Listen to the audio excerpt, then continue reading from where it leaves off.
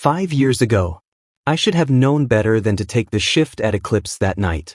The club pulsed with bass so deep I felt it in my bones, and the air was thick with expensive cologne, cigarette smoke, and something far more dangerous, pheromones. As an Omega, I'd learned to suppress my reactions, to blend into the background while serving drinks to Seoul's elite. It was good money, and I needed everyone to pay for my suppressants and my cramped studio apartment. That's when he walked in. Kang Taemin moved through the crowd like a predator, and everyone instinctively parted for him. I'd heard the whispers, the youngest Mafia boss in Seoul's history, ruthless, untouchable. His tailored black suit probably cost more than I made in a year, and his dark eyes swept the room with casual authority. 3 men flanked him, their bulges under their jackets obvious to anyone paying attention. I wasn't paying attention. I was trying desperately not to breathe. Even across the room, his scent hit me like a physical blow. Sandalwood and smoke, something wild and utterly masculine. My suppressants might as well have been sugar pills. Heat prickled along my skin, and I clutched my serving tray so hard my knuckles went white. "You okay?" my coworker Mina asked, but her voice sounded distant, muffled. I wasn't okay. My heat wasn't due for another month, but my body didn't seem to care about schedules. Not when an alpha like that was in the room. I should have gone home. Should have run. Instead, I found myself walking toward his private booth when my manager barked orders. My hands trembled as I set down the expensive whiskey he'd ordered. I kept my eyes down, trying to be invisible. "Look at me." His voice was silk over steel, and my body obeyed before my mind could protest. When our eyes met, something clicked into place, something primal and terrifying. His pupils dilated, and I watched his jaw clench as he caught my scent. "What's your name?" he asked, his voice rougher now. "Jiwon," I whispered, and hated how breathless I sounded. "Jiwon." He said it like he was tasting it. "When does your shift end?" Every rational thought screamed at me to lie, to run, to remember that this man was dangerous. But my Omega instincts were louder, drowning out reason with desperate need. 2 hours, I heard myself say. The night blurred after that. I remember finishing my shift in a daze, my body growing hotter with each passing minute. I remember Taemin waiting by the back entrance, his eyes never leaving me. I remember his hand on the small of my back as he guided me to his car, not rough, but possessive in a way that made my knees weak. We barely made it to his penthouse before my heat fully hit. What happened next was a tangle of sensations I'd never experienced. His mouth on my throat, his hands everywhere, the overwhelming rightness of his body against mine. He was surprisingly gentle for someone with his reputation, murmuring praise in my ear, making sure I was okay even as we both lost ourselves to biology and something that felt dangerously like fate. I fell asleep in his arms, feeling safer than I had any right to feel. Dawn came too soon. I woke to voices outside the bedroom, Taemin's subordinates, speaking in low, urgent tones. The door was cracked just enough for me to hear. "The Kim family is moving against us," one said. "Boss, they hit 2 of our warehouses last night. 3 men dead." "We need to respond," another voice growled. "Send a message they won't forget. Burn their operations to the ground." Taemin's voice was ice cold, nothing like the warmth he'd shown me hours ago. "No witnesses.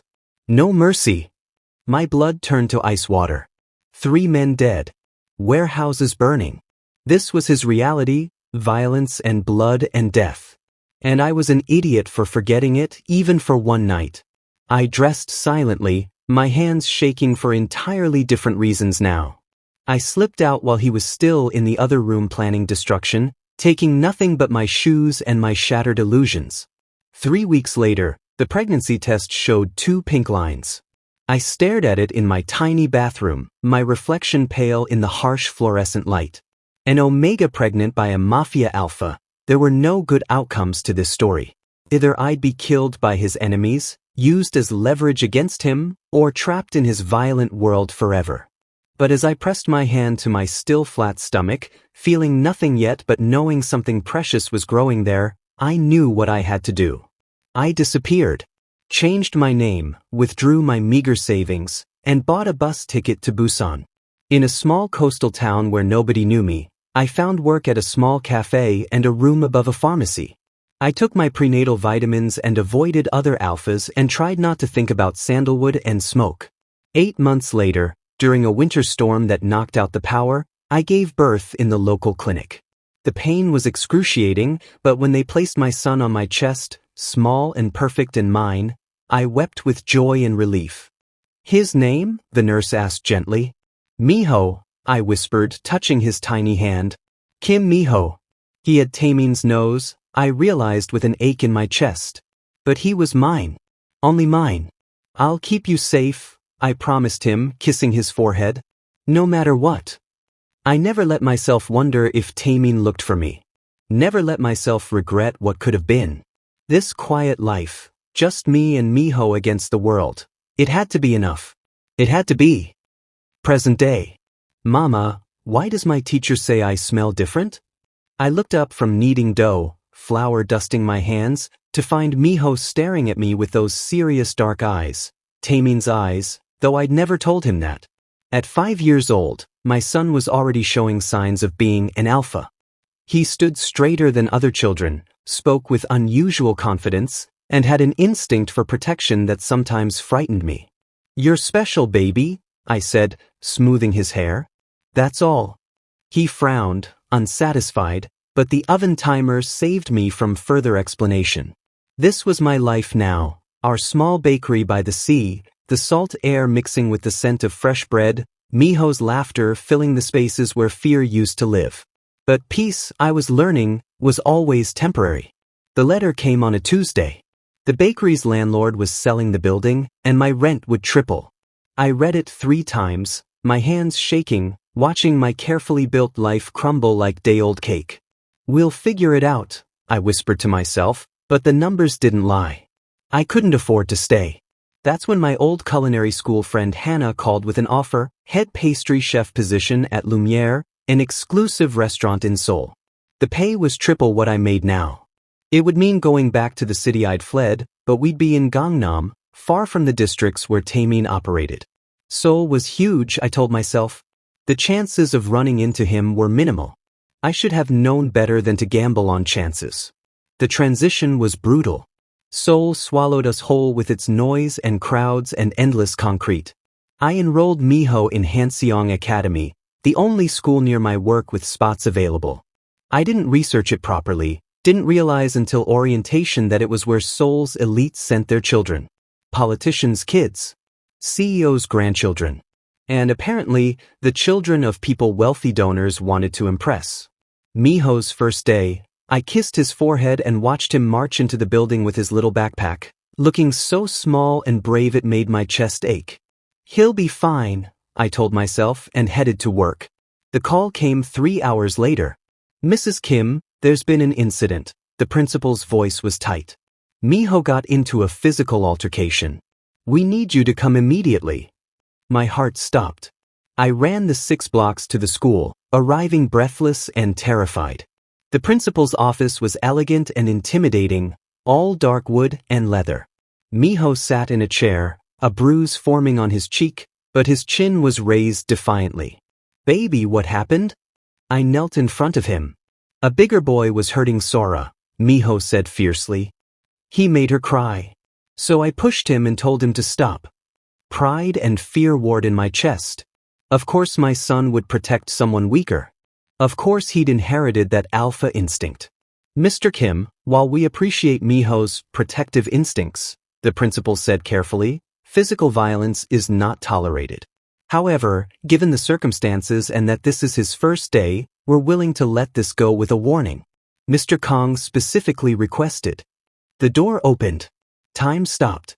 Kang Taemin walked into the office, and the air pressure seemed to change. He wore a charcoal suit that probably cost more than my month's salary, his presence filling the room the same way it had 5 years ago. Older now, harder, with silver threading through his dark hair at the temples. He hadn't seen me yet. His eyes were on Minho. "Where's the boy who hurt my niece?" His voice was cold steel. "Mr. Kang, actually, this young man was defending Sora," the principal said nervously. "Your niece is fine, just shaken. Minho here."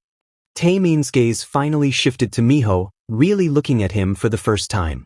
I watched his expression flicker, confusion, then interest. Minho stared back fearlessly, and something passed between them, some recognition that transcended logic. You protected Sora?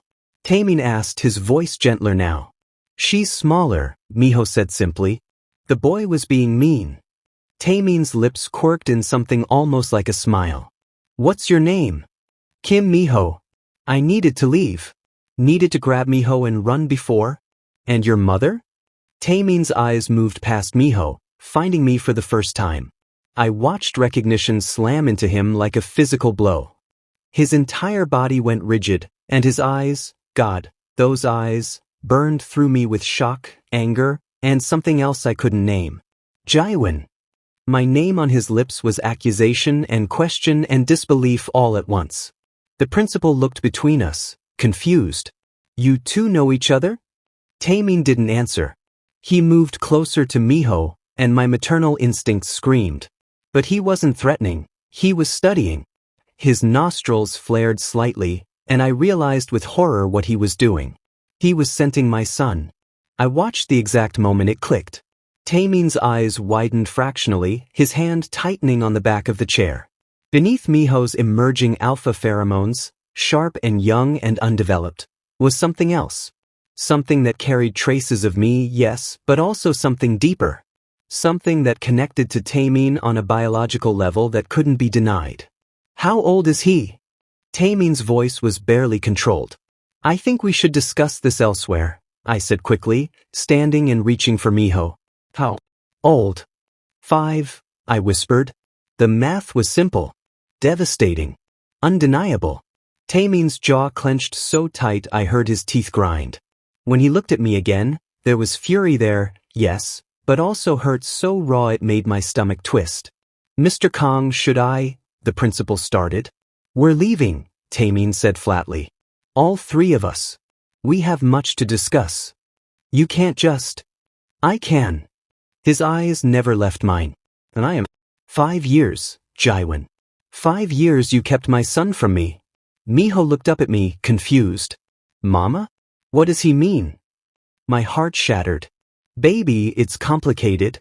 No, Taemin said, and his voice was iron. It's actually very simple. He crouched down to Minho's level, and my breath caught. I'm your father. The world tilted sideways. Minho looked at Taemin, then at me, his young face struggling to process this impossible information. My papa? Yes, Taemin said softly, and I heard 5 years of loss in that single word. The expensive whiskey in Taemin's penthouse office tasted like ash in my mouth. We'd left Minho with Taemin's sister, the sweet woman whose daughter my son had protected, who'd looked at me with complicated understanding when she realized who I was. Now I sat across from the man I'd run from 5 years ago, and his rage filled the room like smoke. Explain. One word, sharp as a blade. I was protecting him, I said, meeting his eyes even though everything in me wanted to look away. Protecting us. That morning, I heard you ordering executions like you were ordering coffee. 3 men dead, warehouses burning. That's your world, Taemin. I wouldn't raise my child in blood and violence. Our child, he snarled, slamming his hand on the desk. The sound made me flinch. He's our son, and you stole 5 years from me. 5 years of his life. First words, first steps, everything. Guilt clawed at my throat, but I pushed it down. And what would you have done? Kept us locked in a golden cage? Used us as leverage in your gang wars? I saw the news, Taemin. The Kim family massacre 3 months after I left. 17 people dead in one night. Tell me I was wrong to run. Something flickered in his eyes, pain, maybe regret. That's different now. I've been consolidating, moving away from. Away from what? Violence? Don't lie to me. He stood abruptly, moving to the window overlooking Seoul's glittering skyline. You don't understand the position I was in. The rules of survival. But I've spent 5 years building something different, something cleaner. For nothing, apparently, since the person I wanted to find was hiding our son from me. You looked for me? Every day for 2 years. His voice was raw. Then I forced myself to stop, thinking you'd made your choice. If I'd known. He turned, and the anguish on his face nearly broke me. If I'd known about Minho, nothing would have stopped me from finding you. Nothing. The intercom buzzed. Boss, we have a situation. The Park family knows about the kid. Ice flooded my veins. What does that mean? Taemin's expression went cold and deadly. It means my rivals now know I have a weakness. You and Minho just became targets. Everything happened too fast. Within an hour, Taemin's men moved us to a luxury apartment in a secure building. I watched helplessly as they installed cameras, reinforced the door, stationed guards in the lobby. My small life, my freedom, gone in an instant. This is temporary, Taemin said as his men left. Minho was sleeping in the next room, exhausted by the day's revelations. Until I handle the Park situation. Handle it how? I demanded. More bodies? More blood? If necessary. His eyes were flint.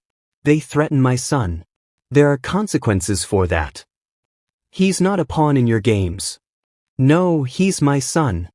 Taemin's composure cracked. Mine, Jiwon. My blood, my legacy. Did you think I'd just let him go? Let you disappear again? I won't let you turn him into what you are. The slap of my words hung between us. Taemin moved closer, and I smelled that familiar scent, sandalwood and smoke, and hated how my body still responded to it. What I am, he said quietly, dangerously, is a man who protects what's his. And like it or not, you're both mine now. The days blurred into a strange new reality. Minho adapted with the resilience of children, thrilled to have a father who took him to the park with a security detail, who answered his endless questions about fighting and strength. I watched my son gravitate toward Taemin like a moth to flame, saw how Taemin's hard edges softened around our boy. It terrified me how right they looked together. Mama, why were you and Papa not together before? Minho asked one night as I tucked him in. It's complicated, baby. Papa says he would have protected us. That he would have kept us safe. Minho's eyes, Taemin's eyes, studied me seriously. Why didn't you let him? Guilt choked me. I thought I was doing the right thing. 2 weeks into our captivity, because that's what it was, gilded cage or not, everything went to hell. I was making dinner when the lights cut out. Emergency backup kicked in, bathing everything in red, and alarm sirens wailed. Minho! I screamed, running to his room. He was gone. The window was open, curtains billowing. My world ended in that moment, my heart simply stopping in my chest. Then I heard it, voices from the fire escape, Minho crying out. I didn't think. I grabbed a kitchen knife and ran. On the fire escape, 3 men had Minho. One held him while the others dealt with Taemin's guard, who was bleeding but still fighting. I saw red. Let go of my son. I launched myself at them, all rational thought gone. The knife found flesh, someone screamed, and then hands grabbed me, slamming me against the railing. The knife clattered away. The Omega too, one growled. Boss wants them both. Then the fire escape door exploded open. Taemin emerged like an avenging angel, his gun already firing. The sound was deafening, and I covered Minho's ears as bodies dropped. It was over in seconds, brutal, efficient, terrifying. Taemin pulled us both into his arms, and I felt him shaking. Are you hurt? Either of you? Papa! Minho sobbed, clinging to him. I couldn't speak. Couldn't process that I'd just killed someone. My knife was still in that man's shoulder. Couldn't process how close I'd come to losing everything. Inside. Now. Taemin herded us back into the apartment, already barking orders into his phone. More men arrived, and I sat on the couch with Minho in my lap, both of us trembling. Taemin knelt before us, and I'd never seen his face so raw. This is my fault. I should have moved you sooner, should have. You saved us, I whispered. Our eyes met, and something shifted. The anger and resentment that had filled the space between us cracked, revealing the truth underneath. We were Minho's parents. Together. And nearly losing him had stripped away every defense. I can't do this alone anymore, I admitted, tears finally falling. I'm so tired of being afraid. Taemin's hand cupped my face, his thumb wiping away tears. Then don't. Let me protect you both. Please. Papa. Miho's small voice broke between us. Are you staying now? Forever. Taemin looked at our son, then at me, and something fierce and possessive and almost tender crossed his face. Forever, he promised. If your mama will let me. I thought of 5 years running, 5 years afraid. Then I thought of Miho's face when Taemin taught him to be brave, of how safe I'd felt despite everything. Okay, I whispered. Okay. The safe house was nothing like I expected. Instead of some dark, cold fortress, Taemin brought us to a traditional hanok hidden in the mountains outside Seoul. Wooden beams, heated floors, paper doors that whispered when they slid open. A place where his world of violence felt distant, almost unreal. My grandmother's house, Taemin explained as he carried a sleeping Minho inside. No one knows about it except my most trusted people. I watched him lay our son on the futon with such careful tenderness it made my chest ache. This was the man I'd glimpsed that one night 5 years ago, before fear had driven me away. How long do we stay here? I asked. Until it's safe. His jaw tightened. The Park family made their move. Now I make mine. More killing? No. He turned to face me, and I saw exhaustion in the lines around his eyes. I'm brokering a truce, offering them territory in exchange for peace. My lawyer is drafting agreements that will restructure my operations, legitimate businesses, clean money. It's what I've been working toward anyway. I stared at him. You're getting out? Not entirely. But the violence, the gang wars, I'm done. Minho deserves better than a father who might not come home. His voice cracked slightly. I almost lost you both tonight. That changes everything. The days that followed were strange and intimate. Just the three of us in this hidden sanctuary, snow falling outside while we learned to be a family. I cooked meals in the traditional kitchen while Taemin taught Minho basic self-defense in the courtyard. Not to hurt, he emphasized, but to protect. Like you protected Mama, Minho said seriously, practicing his stance. Exactly like that. Taemin's eyes found mine across the space, and heat that had nothing to do with the ondal floor warmed my skin. At night, after Minho fell asleep between us, Taemin and I would talk in whispers. He told me about his childhood, raised by a brutal father in the gang, never knowing softness until his grandmother would sneak him away to this house. How he'd clawed his way to the top through blood and cunning, but had been slowly suffocating in that life. That night with you, he said quietly, was the first time I felt something other than anger or emptiness. When you disappeared, it nearly destroyed me. I'm sorry, I whispered, meaning it. I was so scared. But I was also running from how much I felt for you. It wasn't just biology, Taemin. That terrified me more than anything. His hand found mine in the darkness. And now I'm still terrified, I admitted. But I'm tired of running. The call came on the 4th day. Taemin answered his phone, listened, and his entire body relaxed. It's done. Park agreed to the terms. The truce is official. Relief flooded through me. So we can go home? We can go anywhere you want. He looked at me intently. But I'm hoping you'll consider staying with me. Not because you have to, because you want to. Let me court you properly, Jiwon. The way I should have 5 years ago. Before I could answer, Minho's excited voice interrupted. Papa, come see the snow. We spent that afternoon building a snowman together, Minho's laughter echoing off the mountains. I watched Taemin hoist our son onto his shoulders, both of them grinning, and something in my chest simply settled. This was right. Terrifying and complicated, but right. That evening, as I bathed Minho, he looked up at me with those 2 wise eyes. Mama, are you happy now? Yes, baby. Are you? I always wanted a papa. He played with the bath bubbles thoughtfully. Teacher Kim said some kids have 2 mamas or 2 papas, and some have 1, and that's okay. But I think having both of you is best. Tears stung my eyes. Me too, sweetheart. After putting Minho to bed, I found Taemin on the porch, staring at the stars. I sat beside him, our shoulders touching.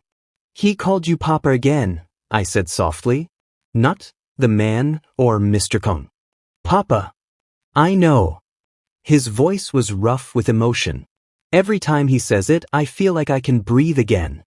Taemin. He turned to me, and the vulnerability in his face stole my words. I love you. I loved you that first night, even though I didn't understand it. I loved you every day you were gone. And I love you now, even though you drove me insane with worry and anger. His hand cupped my face. Let me love you properly. Let me be the alpha you both deserve. My Omega instincts sang with recognition, but this was more than biology. This was choice. I love you too, I whispered. I think I always have. That's why I ran. I couldn't bear to watch that love destroy us. It won't. He leaned his forehead against mine. I swear on Minho's life, I'll build something better. For all of us. When he kissed me, it felt like coming home. Not the desperate heat of 5 years ago, but something deeper, a promise, a beginning. We moved back to Seoul 2 weeks later, but not to the penthouse or the guarded apartment. Taemin bought a house with a yard where Minho could play, in a quiet neighborhood far from his business operations. He kept his word, restructuring his empire into legitimate ventures while carefully extracting himself from the violent underbelly. It wasn't easy. There were threats, tense negotiations, nights when he came home exhausted and I'd hold him while he shook off the weight of his decisions. But he never wavered. 6 months later, Minho started first grade at a normal school. Not the elite academy, but a place where he could just be a kid. Taemin walked him to class on the first day, and I watched our son grab his father's hand trustingly. Be good, Taemin said, crouching down. Remember what I taught you? Protect the weak, stand up for what's right, and always come home to family, Minho recited. Perfect. Taemin kissed his forehead, and I saw tears in his eyes that he quickly blinked away. That night, as we lay in bed together, Taemin's hand splayed across my stomach. I can smell it, he said softly. You're pregnant again. I'd suspected for a week but hadn't been sure. Are you happy? Happy doesn't cover it. He pulled me closer. Terrified, grateful, overwhelmed, but yes, incredibly happy. This time, we do it together.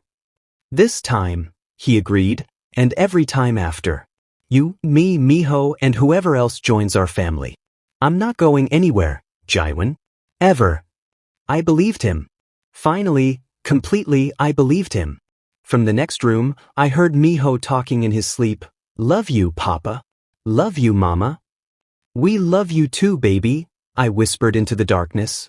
And for the first time in 5 years, I wasn't afraid of tomorrow.